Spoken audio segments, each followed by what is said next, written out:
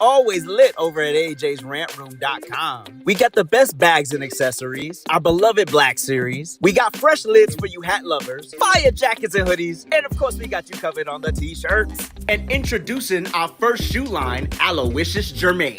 So get on over to AJsRANTroom.com today and get to shopping. You won't be disappointed.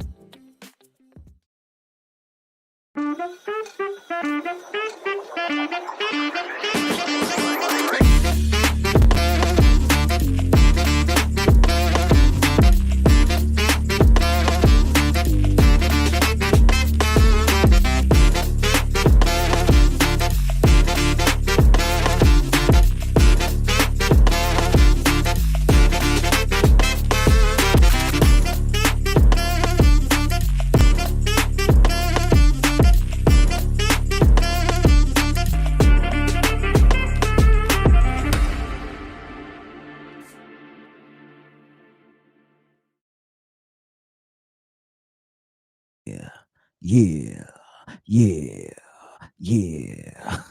Hold on. Yeah.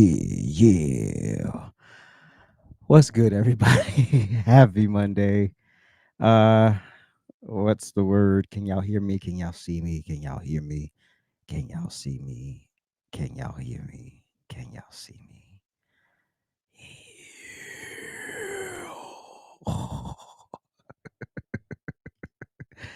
um, just waiting for the first confirmation that I can be heard and saw and things of that nature. All right. Thank you, Pat. Appreciate it. Okay, so of course we're gonna talk about I was about to say Chris Cuomo, Andrew Cuomo, Zorhan Mandani, and Eric Adams, and of course we have a little more on the Kamala Harris and her book, the book that keeps on giving. We'll also talk about the animal who drove his car into a church and decided to open fire after he did. And let's start with this. Let's start with something funny. So Tina Turner is from a small town in Tennessee. It was called Nutbush, but it was never incorporated. So it was dissolved into the biggest town next to it, which was Brownsville. So they decided to commission a statue to be built in her honor. Now, finally, a black woman who deserves a statue, right? If any black woman deserves a statue, it's Tina Turner, right?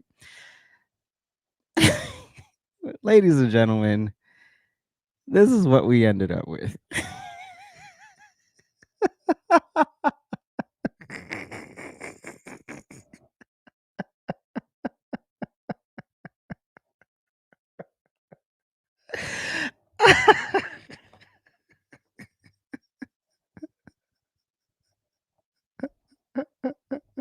Sorry, I'll get it. Okay. The statue was recently unveiled in her hometown of Brownsville, Tennessee, and it was sculpted by Atlanta-based artist Fred Ajanoja. Not a black American. Let's just be clear. No black American would have done this to Tina Turner. Sorry. He created the bronze sculpture to capture the legendary singer's famous wild hair.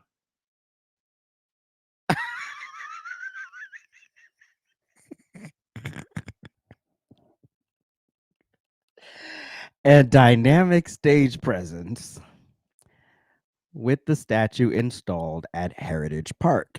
Now, one would think, okay, this is a small town. You know, they don't get a lot of tourism. This would be a draw, right? You know, oh wow, they have a they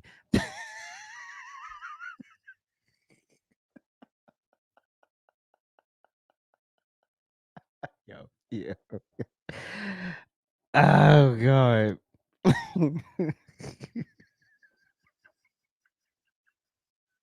so, so we let's go to X for some reactions.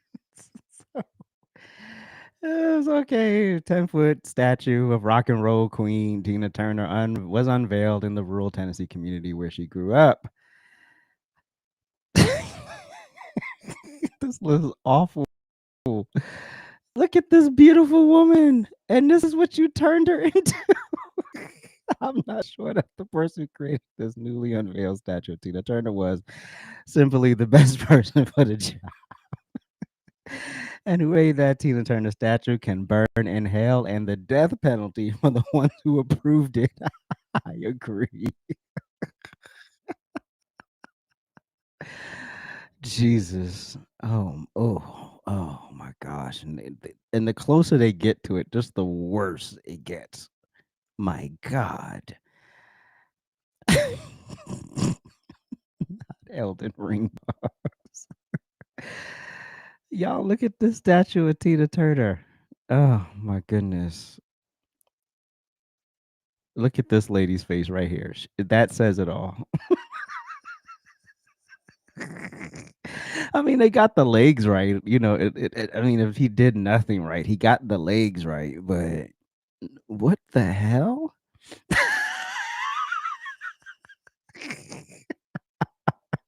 Yeah. Like who? Who made the statue, bro? Like we are no, absolutely not. This looked like a crackhead. Yeah, speaking of that ain't the statue. I don't think that's a statue.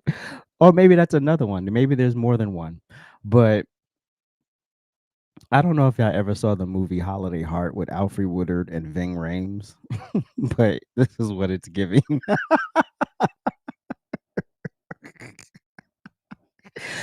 Oh God. Why? Why? Why? First of all, I'm tired of these Africans and these British people coming over here taking the jobs that Black Americans can do just fine.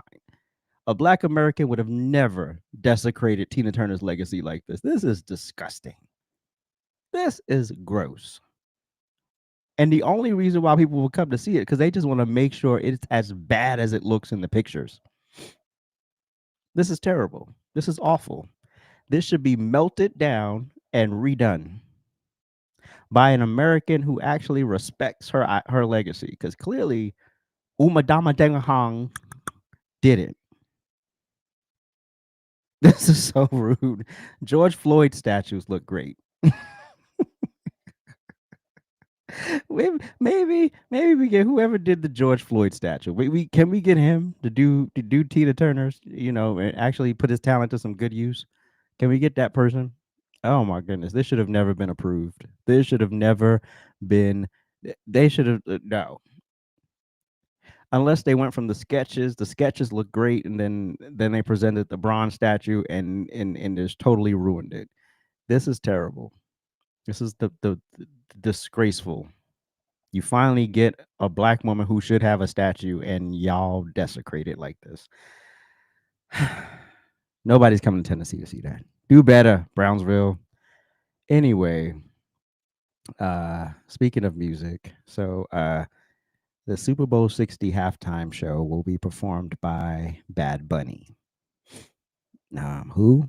I don't know one song because they're all in Spanish. But we all know why he was picked. He wasn't picked because he should have been picked. He was picked because he's Hispanic. He's a superstar. He has sex with men and women. He likes dresses. He was picked to check all the boxes. He checks all the boxes: the immigration box, the LGBT box, the Spanish speaking box. He checks all the boxes. And I will elaborate on this later in my other show, the Rant Experience. This is absolutely, I mean, Kendrick Lamar was borderline, but this is just outright. What the fuck?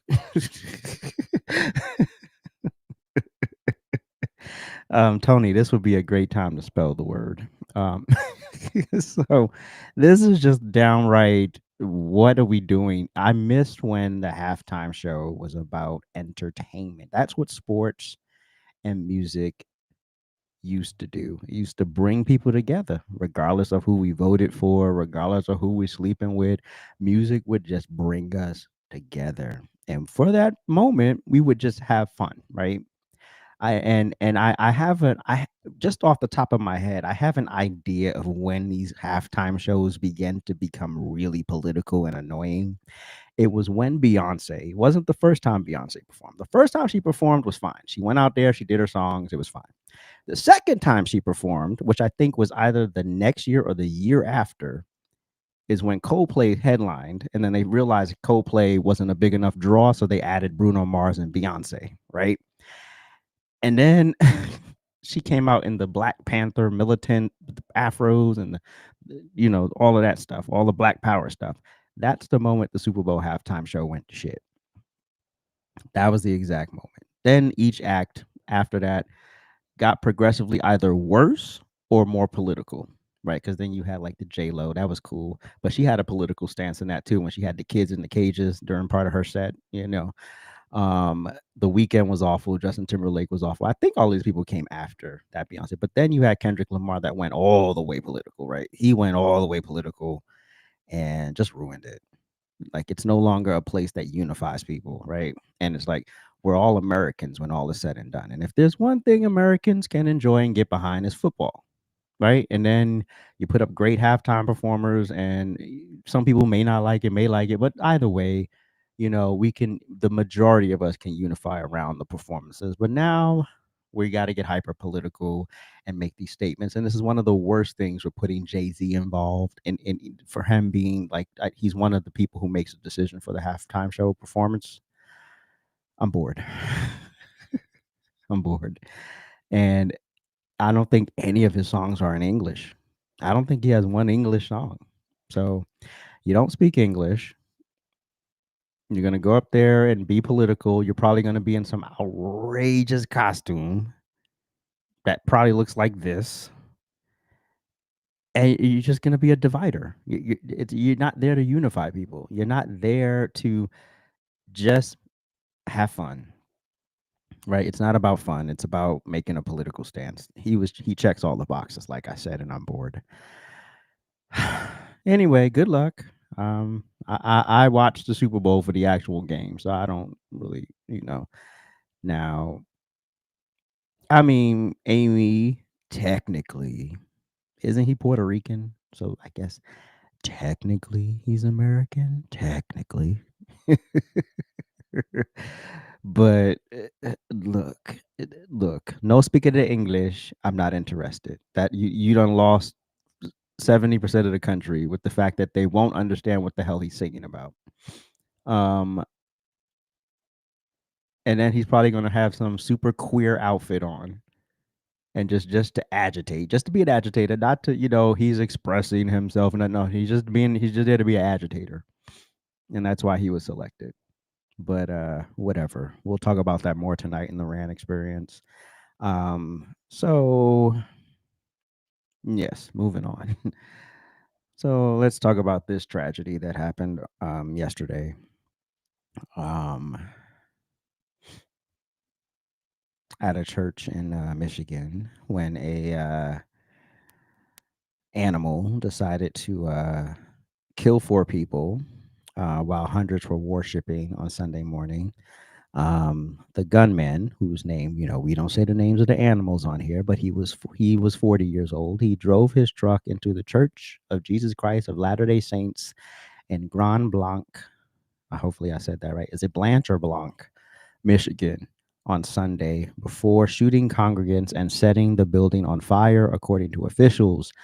At least 4 people were killed and 8 others injured in the shooting and fire, according to the police. The gunman then killed in a shootout with the police. Law enforcement said the FBI is leading the investigation, calling the attack a quote act of targeted violence. Officials confirmed that one victim died at the scene, another later died at the hospital, and 2 more individuals were found at the scene due to the fire. 8 others remain hospitalized, 7 in stable condition, and 1 in critical condition.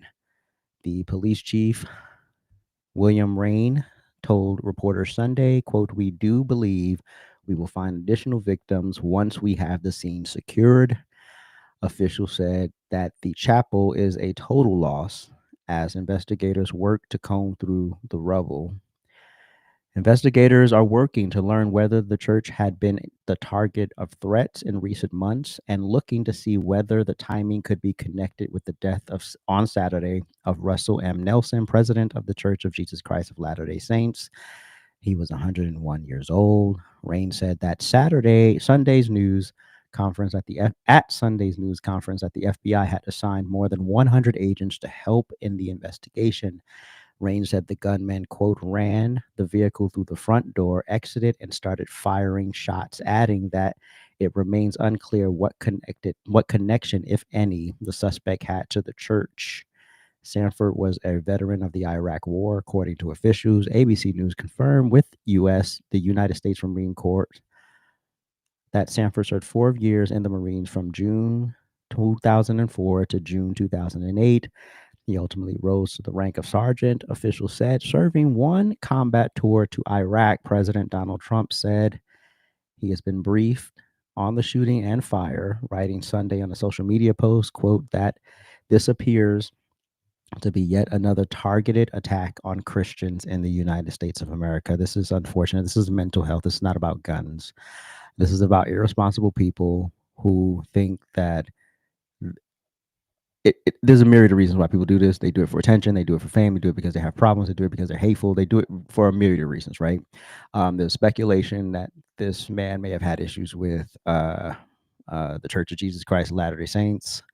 Those are Mormons, right? And this is exactly why I don't play the denomination game. I don't care. I care about Jesus, not Baptist, Protestant, Lutheran. I don't care about any of that stuff. I don't care.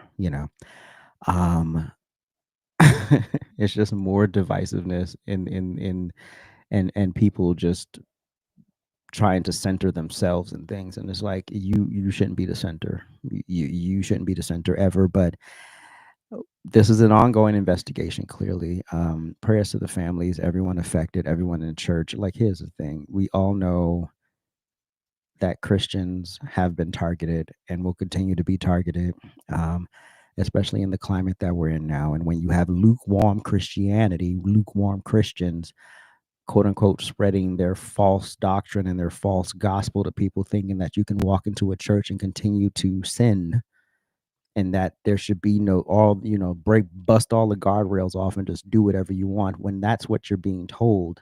And then you have people who are trying to give you structure and the actual word. These are the people y'all attack, right? But tonight, actually, on my other podcast, my weekly podcast called The RANT Experience, we will be diving into the shocking truth about global Christian persecution. And it's pretty heavy stuff. This will be during our uncomfortable conversation segment. So the show has several segments, so people get a little confused sometimes. They come in and I'm talking about music and they're like, why is he talking about music? But so it's a variety show in a sense. But the segment that I will be talking about this particular subject is the uncomfortable conversation, which is in the middle of the show. So if you are available tonight, come through 8 p.m. Eastern Standard Time, wherever you're watching from right now. I'll be right back here on your screen tonight at 8 o'clock. So come through and we'll talk further in depth about Christians who are actually being persecuted. There's an actual genocide going on. There are Christians being beheaded all over the world just for simply being Christians, followers of Christ. And we keep allowing these borders to be wide open. This is why we're being subjected to a lot of these things. And then just the stuff that people are being exposed to on social media. Someone says something, you think someone you like says something, you think it's the absolute truth. You don't go vet it for yourself. And then now you're driving a car into a sanctuary and killing people for whatever reason. It don't even matter at this point. You're an animal. And thank God you're dead.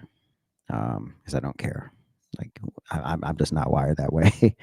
I'm not wired to care. But prayers to the families, prayers to everyone, all the people, the congregants, prayers to that church, prayers to the people of that community, because it's crazy. It's absolutely crazy. And I couldn't even imagine. You just go to church, and every week when I watch my church online, I'm just the main thing in the back of my head is like, please just let everyone get where they're going safely. That's literally what's in the back of my head every time. And because it's insane that this is the world we live in now, where we can't even go worship our God. Meanwhile, mosques aren't being shot up. These other false gods aren't being shot up. Why? Because they're false. And people hate the truth. But I'm not gonna. I'll save that for tonight on a rant experience. Since I don't want to get too deep right now. So yeah. Moving on. Uh, oh, Cammy. Okay, so apparently the new book is really telling a lot. I've watched some reviews, and for the most part, people are saying she's playing the blame game. But this is what these people do. It's always someone else's fault, right? It's never, oh, I could have did this better, I could have said that better, I could have stepped up here, I could have did that there. It's never that. It's always you. So now it's like Biden, and I didn't pick the gay guy, so I picked the fake gay guy.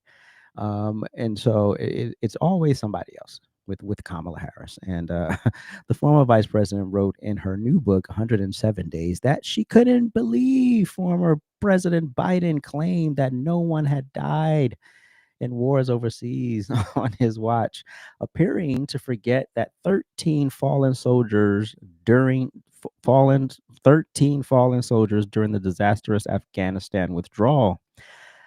Quote, how could he overlook that day? Harris claimed in her book that 13 Marines had died. However, it was 11 Marines, one soldier, and one Navy corpsman who were killed in the suicide bombing in Kabul. The former vice president revealed in her new political memoir, 107 Days, that she was stunned by then President Biden's debate's response about his administration's botched withdrawal from Afghanistan in 2021, which left 13 members dead. Biden's debate performance against Donald Trump in 2024 was viewed as an abject failure, with the Democrat president tripping over his words, losing his train of thought, and displaying a raspy voice attributed to a cold during the event. Harris argued that Biden whiffed an easy question on the military and omitted any knowledge of the 13 U.S. servicemen and women who died during the Afghanistan withdrawal. She also pointed to his claims that he was, quote, the only president this century and this decade who did not have any troops dying anywhere in the world. Now, hold on. Isn't this the same Kamala Harris? This is the same Kamala Harris who, in her own debate, said that there were no active U.S. military servicemen in war zones. She said that during her debate, right? During her disastrous debate against Donald Trump. Let's be clear, that debate was a disaster. She answered no questions. She filibustered her way through that whole debate, and she baited Donald Trump, and Donald Trump took the bait, and that's all it was. It was just a big old shit show. So let's be clear, you're not that accurate yourself, Kamala. Harris explained in her book that Biden first faced a question on the economy during the debate in June 2024, which she said was rushed, with Biden showing no light in his eyes and no expression in his voice. The next question was on the military and included Biden omitting the knowledge of the horrific attack that plagued his administration as one of its greatest failures. Quote, he got so much material on this. Trump calling our fallen soldiers, suckers, and losers. Oh God, are we still on this? Are we really still on this? Harris wrote of what ran through her head. I'm gonna shut up. When Biden asked her about his role as commander in chief. I'm bored. I'm still gonna read the book when we have when it ends up at the used bookstore. It wasn't there this weekend. Nobody got rid of it that quickly, but I'll check next weekend. Former Vice President Kamala Harris revealed in her upcoming book, in her book, actually, at this point, that then President Biden rattled her right before she went through a head-to-head debate with Donald Trump.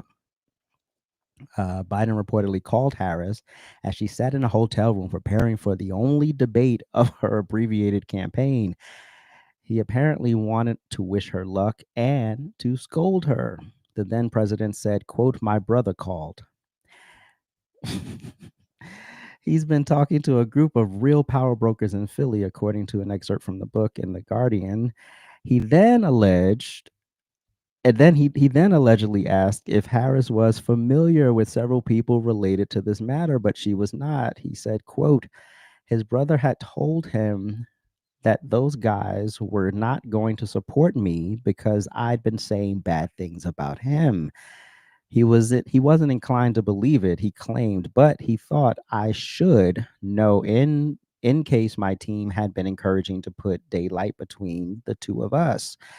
Harris wrote in the book, according to The Guardian. Biden then went on to talk about his past debate performance, leaving Harris confused, angry, and disappointed. She was upset that her boss had called her right before this critical moment in her political career and made it all about himself. Harris added that Biden was distracting me with worrying about hostile power brokers in the biggest city of the most important state. Yeah, Kamala, that was the point. The point was to distract you. The point was to throw you off your game. The point was he didn't care. He didn't want you to win. Because again, this isn't about serving the country. This is about the party, the politics, the fact that y'all pushed me aside. That's what this is about. This isn't about the truth, the whole truth, and nothing but the truth. So help you God. We ain't never gonna get to that point. Ever. Ever, ever, ever, ever, ever, ever.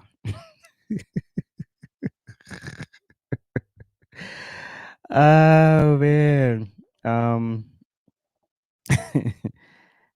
Also tonight, speaking of these boneheads, January 6th, tonight in my Politics Fix segment on the RANT Experience, I'll be talking about the stuff that is coming out about January 6th, which is very, very very interesting. Very interesting. I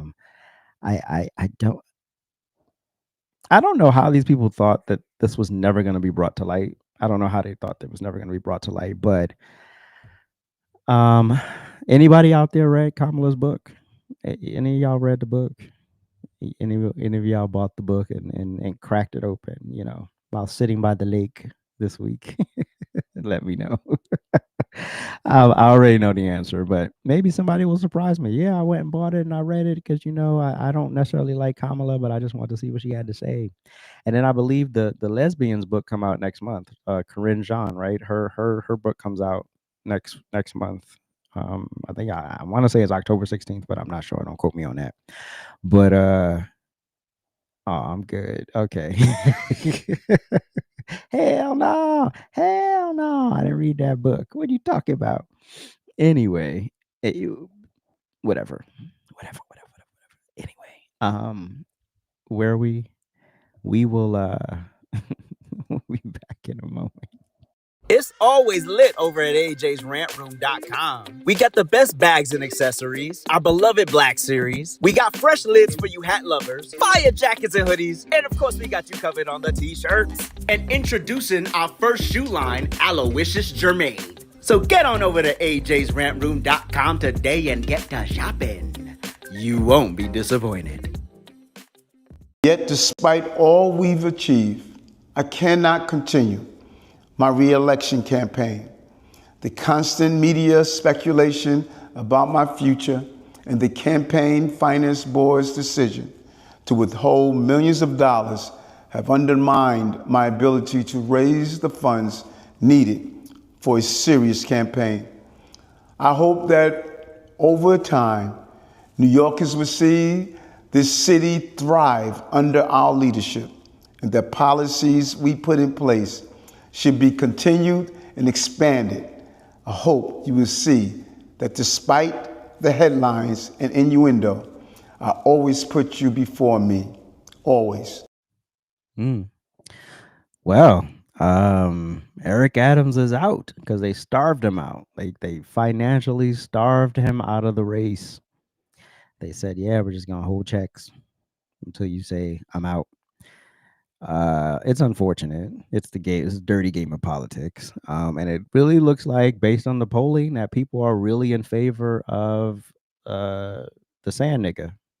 So they look like they're gonna put the sand nigga in there. I don't know how we got here. Um, Again, as I've always said, New Yorkers are some of the most brilliant people and some of the dumbest people all at the same time. The idea that you think socialism is going to be the answer is crazy. Is crazy to me. And again, sometimes you got to FAFO. Sometimes you got to FAFO, and y'all go FAFO and put this man in, and y'all have y'all free buses, your free daycare. It all sounds great. Who doesn't want free healthcare and not free healthcare, free daycare and free buses? Who don't want that? But what y'all fail to understand is that somebody has to pay for that free stuff. And so now the race is down between Zorhan Mamdani and Andrew Cuomo. And listen, I respect Curtis Lewa. He's been a part of New York politics since forever, probably since before I was even on the planet. But this ain't it. You ran the last time, you lost miserably. You didn't even no one you got the Republican nomination uncontested this time. It ain't gonna work. You're just not that guy. And so I think he was polling at in one poll that I read about 19%. So you could move that 19% over to Cuomo. And I mean, I understand. Let me say this. I know, I know the pickings are slim. I mean, you got to choose between a socialist and a former governor who had a lot of issues. I know the pickings are slim, and a mayor, well, now no longer, but at the time, you had a current sitting mayor who y'all didn't think was doing a good job, so he probably wasn't going to get reelected to begin with. And so you think the answer is let's go full blown Democrat socialism, full blown AOC endorsed, and then you have some people in the Democrat Party really hesitating to endorse him because this will say a lot about the future of the Democrat Party. A lot. And America is not a socialist nation. We don't do socialism here. We have, and then people think because we have social programs as a form of socialism. No, no, no, no, no. Those are called safety net programs. They were never designed for y'all to build careers on, right? Okay, something happens in life, you get in an accident, you lose your job, something, blah, blah, blah, things happen, right? And for a period of time, you need assistance. Fine. That's what it was created for. That's what you're paying into, right? Not I can be on this from the time my kids are born to when they're 18. And then after that, I continue to be on it. I get 5 generations of the Johnsons growing up in the projects. I can be on Section 8 forever and ever and ever. That's not what it was designed for. It's not what it was designed for. It was designed as a stepping stone. And somewhere we got lost along the way in believing that this was home. It's not home. It's a temporary setup before we move on to actual success and thriving. But you can't thrive in government funded spaces because they're designed to keep you trapped. Right. They're designed. You make $1 over, they cut you off. You own something that they don't think you should own, you get cut off. You want to get married, you get cut off. you know. So to not see that the problem is not people who want you to prosper, and therefore you're going to have to make the decision to go one day. You have to go. And if you don't make that decision to go, you're going to be there forever. You're the next generation, and you're just going to keep passing down these poor family values and poor work ethic to people. I don't get it. I don't get it. The government is never the solution when it comes to thriving. It's your personal work ethic that determines whether you thrive or not. Anyway, thought businesses. Yeah. Oh, yes. Yeah. Yeah. Yeah. Yeah. Yeah. I mean, they're already. I mean, look at the botch deal AOC did with Amazon. Where Amazon was going to set up there and employ thousands of people, and she was mad that there. Well, there has to be an incentive for the business. You think the business just was to come there and bleed out? There has to be an incentive for everybody involved, not just the people at the bottom. So the people at the top shouldn't benefit in any way. Anyway, they should get nothing. Then what are they here for? We all need something in the deal. We all of us, we all need a piece. And this whole notion that you get to just take, and the person at the top just gets to bleed, is ridiculous. Which is why when people start businesses and you have these losers who come into get on live stream panels talking about, well, I think, the administrative assistant should have a say. Was the administrative assistant there when there was no money? Was the administrative assistant there putting their name and their credit on the line for a dream that may or may not have worked? No, they weren't. You were hired to get paid X amount of dollars, do X amount of work, and get the hell out of my face. You weren't here. You're not here making the hard decisions. You're not here making sacrifices for this. You don't get a piece of it unless we go public and you buy some stock. Other than that, we're good. This is mine. You work here. That's it. But you can't tell that to people who don't know even the first part of what that is. Anyway, so Curtis Lewa, who didn't even have to contend for his Republican nomination for mayor of New York City, is not backing out. And I want to play his "I'm Not Backing Out" video, and we'll react. We're here at John Paul Jones Park. My father, Merchant Mariner, 50 years used to take me here as a boy. And he told me about John Paul Jones, who took an American warship in 1779 off the British coast. Things were looking dire for the Americans, and the Brits were crushing us. And a British warship came upon him. What the hell are we talking about? First of all, strike one. You couldn't even shoot this in high definition. Like, this looks like this was shot like a 2010 camcorder. Like, what there's you're as New York as they come. I get it. You are as New York as they come, but you're not relevant. You're not relevant. And said, surrender now, or we will sink you into the sea. And the men who followed John Paul Jones were scared and said, Captain, we have no chance against the British. And then the admiral asked him, are you prepared to surrender your ship? And John Paul Jones could be heard screaming, I have just begun to fight. And the Americans overcame severe odds and not only beat the British, but took the British naval vessel. He is the father of our United States Navy. Did that motivate you? Did that motivate you to want to vote for Sliwa? It didn't make me. It didn't inspire me. It didn't move me. It didn't motivate me. Listen, there's no path to victory. There's no path to victory. There's nothing you could say. There's nothing you can do. And it's not about fear mongering. It's about a reality check, right? Okay. The best way to stop socialism from coming to New York is to band together, right? So you're 19%, encourage your 19% to now support the other candidate. Even though Eric Adams, I believe, said to support you, which I don't know why he did that.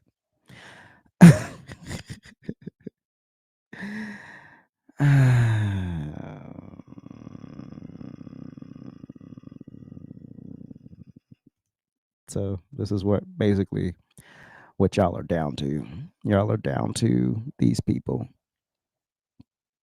These are the people. This is a grim situation. This is awful. I can't even believe we're here. I can't even believe this is what we're down to. A socialist and a former corrupt governor. What's worse? I mean, I don't know.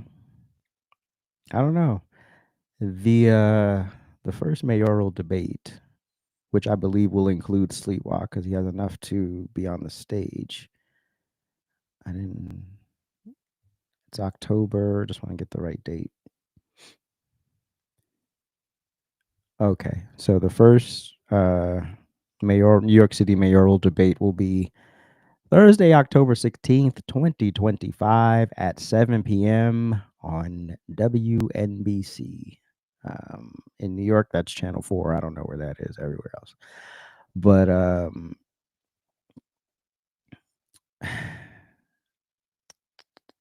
oh, and there's a second debate on October 22nd. I'm sad for my hometown. This is what it's come to. It's just a slew of bad candidates. I mean, no choice is great. Let's be clear. None of these choices are great. But to be leaning towards the most extreme of them, I don't know about all that. I'm thinking he's on a tight budget. Who's that? Sliwa? Yeah, obviously. I mean, the Republican Party is barely backing this man at this point. He's barely backing. They're barely backing him. Like that's why there were no viable opponents in the primary, and he literally just sailed into the nomination for mayor. So the New York Republican Party doesn't give a damn about supporting this. They really don't give a damn at this point. But anyway, this is a sad state of affairs. This is where we fall into this. This is where we are, ladies and gentlemen. And I'm really at a loss for words. I can't believe New Yorkers and a lot of these people that support him aren't even native New Yorkers. They aren't real New Yorkers. They're like these transplants that come in from these privileged spaces, and now they want to rough it in the big city. And you think from your $5,000 a month loft that socialism is the answer, and government subsidized grocery stores are the answer. I don't know. I don't know. I'm debating if I will go live and stream the actual debates when they happen. I'll think about it. I don't do well in those. I don't do well in those environments. We saw when Trump debated Kamala. We saw when Trump debated Biden. I don't do well in those moments. Election night, I don't do well in those moments. So I tend to melt down and just be really pissed. So I don't know. I don't know. I'll think about it. I'll let you know. I got a few days to think about it. Anyway. Well, I didn't expect us to wrap up so early, but here we go. Well, I guess it kind of works in my favor anyway, because we have another show at 8 o'clock tonight that requires more production time. So kind of works in my favor a little bit. Anyway, I appreciate y'all for watching this afternoon. If you would like to support the channel, make sure you can head on over to AJsRANTroom.com and you can cop some merch there, all designed by yours truly. I'm working on my Tony, I'm leaving today, so you can hail now and protest all you want. What was I gonna say? I forgot what I was gonna say. I lost it. Facts. But then they'll say to us, well, you don't know what socialism is. What is socialism?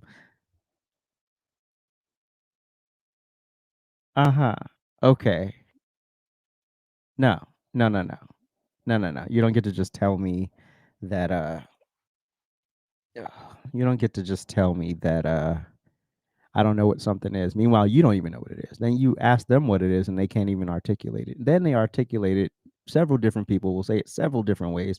So y'all not even on the same page. It's like white supremacy. Nobody really knows what it is. They just be making stuff up. But anyway, yeah. So let them try the socialism. I mean, and then also what's annoying is that New York is like the financial epicenter of the country, if not the world.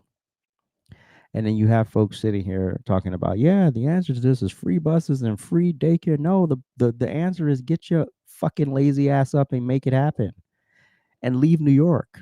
That's the first thing. There should be an exit plan for New York. New York is not for you. It's not for you. And a lot of people who cling to this shit is the people who've never left. They never left.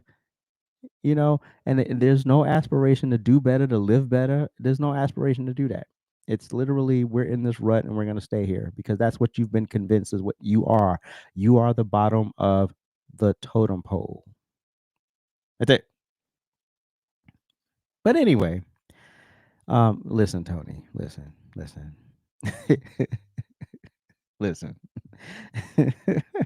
Wait, first of all, I never said this show was an hour. I'd never, ever said that. So you can do whatever you want. I've never said this show was an hour. I said I'll be here at lunchtime. That was it. So some days the show goes over an hour, and I gave you several shows last week that went well over an hour. Were those unprofessional too? Anyway. And also, I guess since we're waiting here, make sure y'all check out the RANT experience tonight. We'll be talking about the shocking truth about global Christian persecution. It's going to be deep. It's going to be a lot, but we will get through it. And I'm actually looking forward to presenting what I have. And thank y'all so much. I appreciate y'all. Make sure you like, share, comment, subscribe, like, share, comment, subscribe, like, share, comment, subscribe. If you're on TikTok, make sure you drop your daily heart me and tap the screen if you haven't been already. I can't see the comments on the TikTok if there's anybody over there, because I know people don't stay on TikTok unless they can fight with you directly, right? They don't stay to watch you just deliver information. They want to be able to insult you and call you all types of crazy names. Anyway, yes, like Jay Lee said, make sure you like, share, comment, and subscribe. And most importantly, appreciate it. And then, yeah, it's a pretty heavy topic, and we'll get there. Anyway, thank y'all so much. Appreciate you. Love you a long time.